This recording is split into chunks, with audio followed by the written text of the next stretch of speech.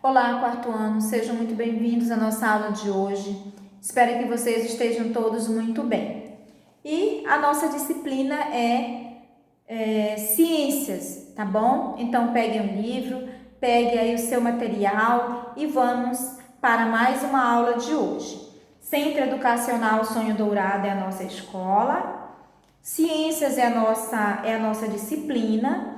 Relações ecológicas entre os seres vivos é o nosso assunto, tá bom? Eu sou a professora Cleia. Esta aula é direcionada a vocês, alunos do quarto ano. Este assunto está na página 230 a 232, ok? Mas antes, vamos relembrar um pouquinho do que nós já estudamos neste capítulo. Lembrando que nós estamos no capítulo 6 do nosso livro, nós estamos encerrando o capítulo 6, não é verdade? Então, nós começamos este capítulo estudando relações entre os seres vivos, ok? Então, nós estudamos um pouco sobre as relações alimentares entre os seres vivos, aí um pouco sobre a cadeia alimentar, não é? Nós estudamos também sobre teia alimentar.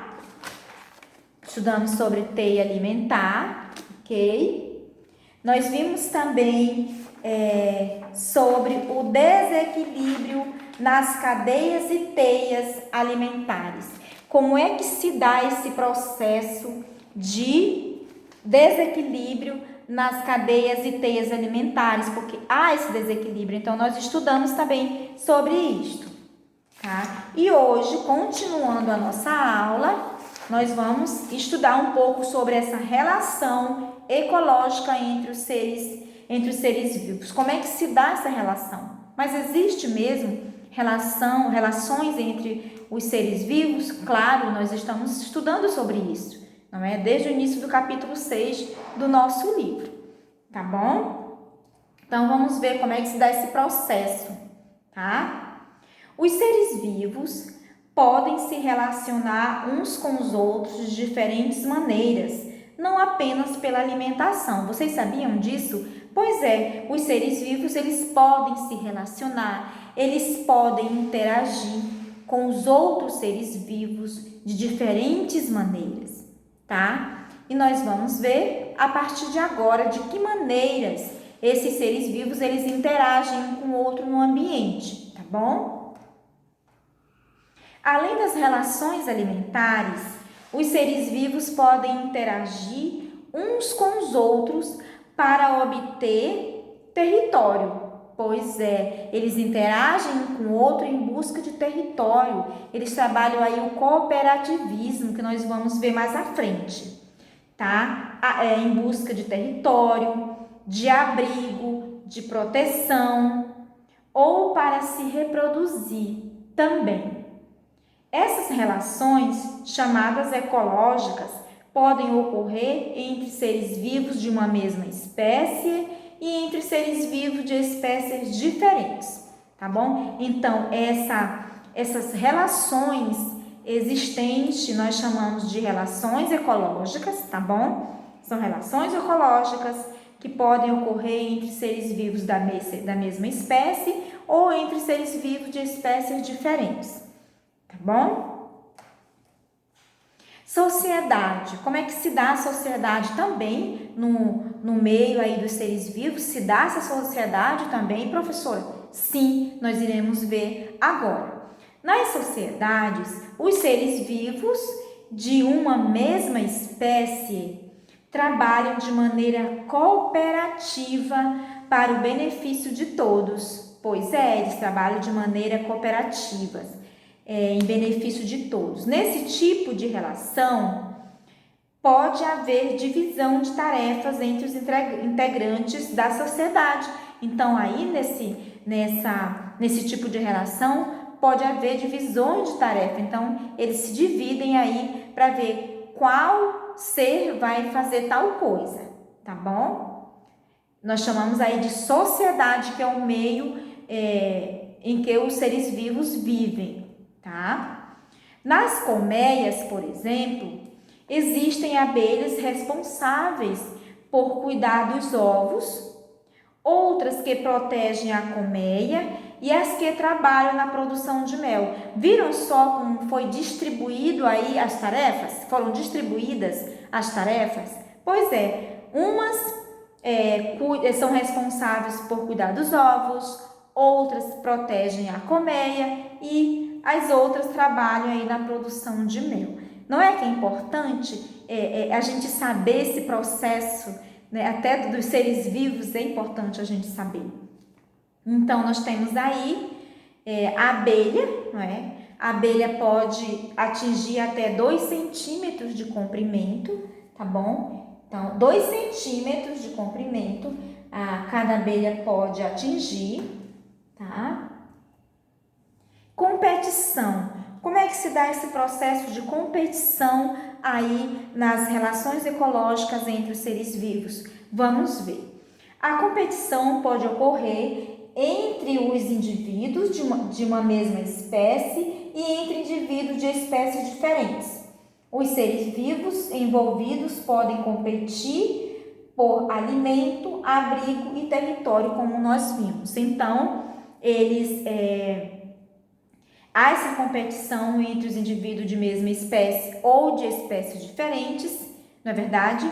E esses seres vivos que estão envolvidos, eles podem competir por alimento, digamos assim, por alimento, o que mais? Abrigo, território, não é? Então, há essa competição também aí entre os seres vivos.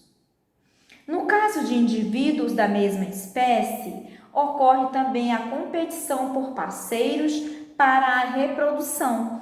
Então, além de ocorrer, né, no caso dos indivíduos da mesma espécie, nós estamos falando agora dos seres vivos da mesma espécie, tá? Pode ocorrer aí uma competição por parceiros para a reprodução, tá? Então, eles escolhem, quando o outro escolhe ali a sua fêmea, no caso, o macho escolhe a fêmea, que um outro macho também escolhe, há uma competição entre parceiros, tá bom?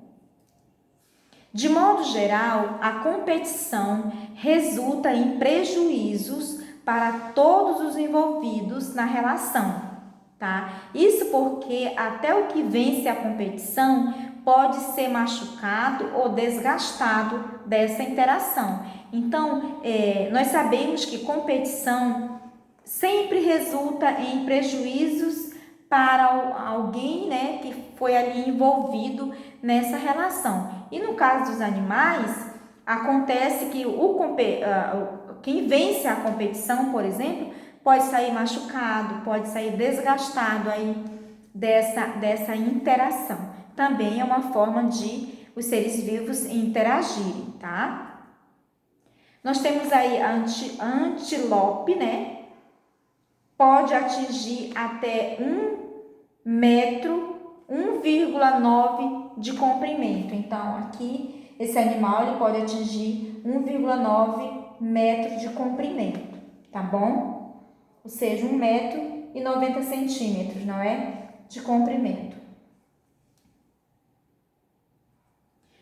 Bem, você acha que as plantas competem umas com as outras? O que vocês acham? Uma pergunta. As plantas, será que elas competem? Há competição entre as plantas?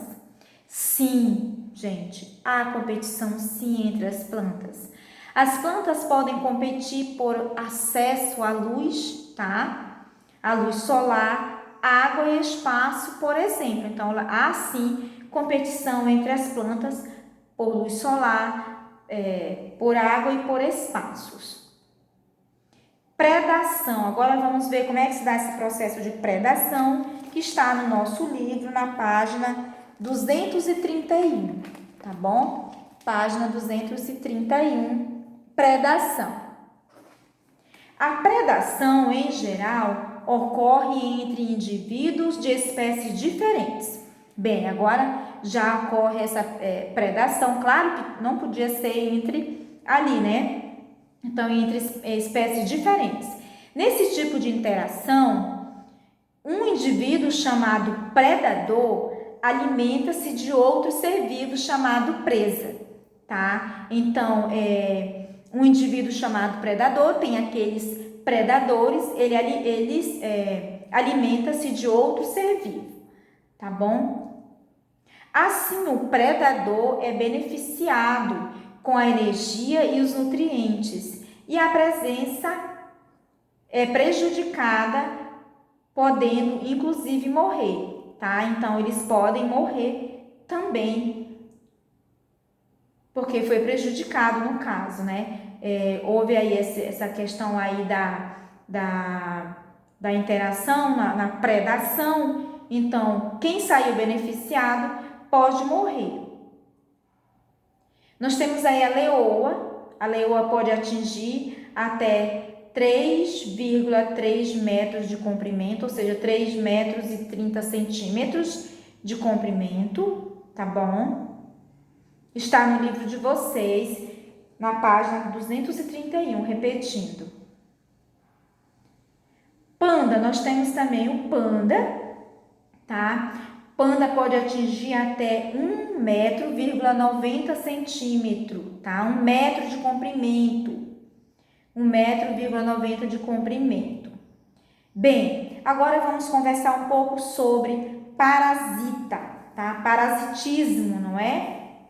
O parasitismo ocorre entre indivíduos de espécies diferentes, tá? O parasitismo ocorre entre indivíduos de espécies diferentes. Nesse tipo de relação, um indivíduo chamado parasita é beneficiado e obtém energia e nutrientes do outro ser vivo envolvido, tá? O ser vivo parasitado é prejudicado, mas dificilmente é morto pelo parasita. Então, o parasitismo ocorre entre indivíduos de espécies diferentes e nessa relação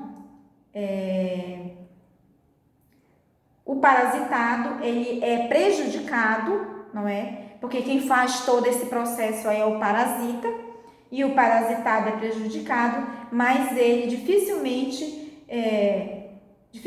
morre, tá? Pelo parasita. Piolho, nós temos aí, não é? Uma imagem que também está no livro de vocês, o piolho. Nossa! O piolho pode atingir até 30 milímetros de comprimento.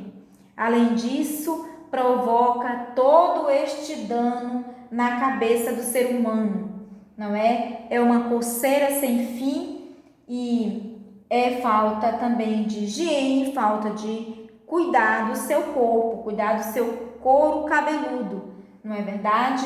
Então, tá aí a imagem desse animalzinho que não é bom. Bem, inquilinismo. O que é isso, professora? Inquilinismo. No inquilinismo, um indivíduo vive sobre outro ser vivo ou dentro dele, certo? Repetindo, no inquilinismo, um indivíduo vive sobre outro ser vivo ou dentro dele. Esse tipo de relação ocorre entre indivíduos de espécies diferentes, em que um deles é beneficiado sem causar prejuízos ao outro ser vivo, tá? Então, nessa relação que ocorre entre os seres de espécies diferentes, em que um deles é beneficiado, mas não causa prejuízo ao outro ser vivo, tá bom? E ele pode estar dentro do outro ser vivo ou pode estar sobre o outro ser vivo. Bromélia, nós temos aí uma bromélia, o desenho de uma bromélia, tamanhos variáveis, tá? A bromélia ela tem tamanhos variáveis, podendo atingir mais de 1 metro de altura. Você acha que as plantas podem ser parasitas? O que vocês acham? Sim, as plantas elas podem ser parasitas, tá?